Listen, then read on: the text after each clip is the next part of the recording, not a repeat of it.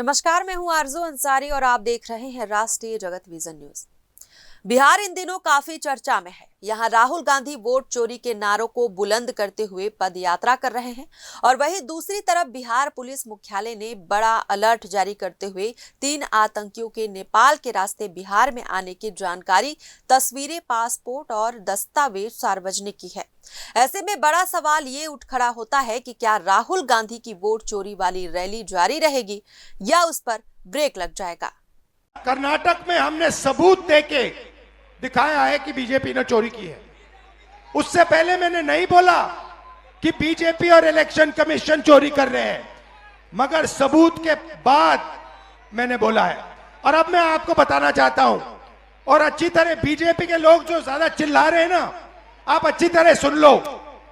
हमने अभी सिर्फ कर्नाटक का सबूत दिया है, हम आने वाले समय में लोकसभा का सबूत देंगे, हरियाणा का सबूत देंगे, बाकी प्रदेशों का सबूत देंगे और यह साबित कर देंगे कि बीजेपी आरएसएस वोट चोरी कर कर चुनाव जीतती है। मिली जानकारी के अनुसार बिहार पुलिस मुख्यालय ने बड़ा अलर्ट जारी किया है। पाकिस्तान के आतंकी संगठन जैश-ए-मोहम्मद के 3 आतंकी नेपाल के रास्ते बिहार में घुस आए हैं। इनमें रावलपिंडी निवासी हसनैन अली, उमरकोट निवासी आदिल हुसैन और बहावलपुर निवासी मोहम्मद उस्मान शामिल हैं। पुलिस ने तीनों आतंकियों के नाम, तस्वीरें और पासपोर्ट से जुड़ी जानकारी सार्वजनिक कर दी है। बताया जा रहा है कि ये आतंकी अगस्त के दूसरे हफ्ते में काठमांडू पहुंचे थे और तीसरे हफ्ते में नेपाल बॉर्डर से बिहार में दाखिल हुए। आशंका है कि वे किसी बड़ी वारदात को अंजाम देने की फिराक में हैं। इसे लेकर सुरक्षा एजेंसियों में हड़कंप मच गया है। पुलिस मुख्यालय ने सभी जिलों को सतर्क कर दिया है। खासकर सीमावर्ती जिले सीतामढ़ी, मधुबनी, पश्चिम चंपारण, अररिया, किशनगंज और सुपौला में चौकसी बढ़ा दी गई है। वहीं भागलपुर समेत अन्य जिलों में भी अलर्ट जारी है। पुलिस ने लोगों से अपील की है कि संदिग्ध गतिविधि या किसी भी जानकारी को तुरंत स्थानीय थाने या पुलिस हेल्पलाइन को सूचित करें।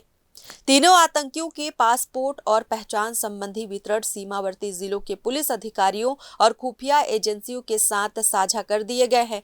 सभी जिलों को खुफिया तंत्र को सक्रिय कर विशेष निगरानी रखने के निर्देश दिए गए हैं। खुफिया एजेंसियों का मानना है कि आतंकी देश के किसी भी हिस्से में बड़ी वारदात कर सकते हैं। विधानसभा चुनाव नजदीक होने के कारण बिहार विशेष रूप से संवेदनशील माना जा रहा है। इसी वजह से पूरे राज्य में सुरक्षा व्यवस्था कड़ी कर दी गई है और संदिग्ध गतिविधियों पर तत्काल कार्रवाई करने के निर्देश दिए गए हैं। फिलहाल इस खबर में बस इतना ही। देश प्रदेश की खबरों से अपडेटेड रहने के लिए हमारे चैनल को सब्सक्राइब करें और नए खबरों के नोटिफिकेशन के लिए बेल आइकॉन जरूर दबाएं। नमस्कार।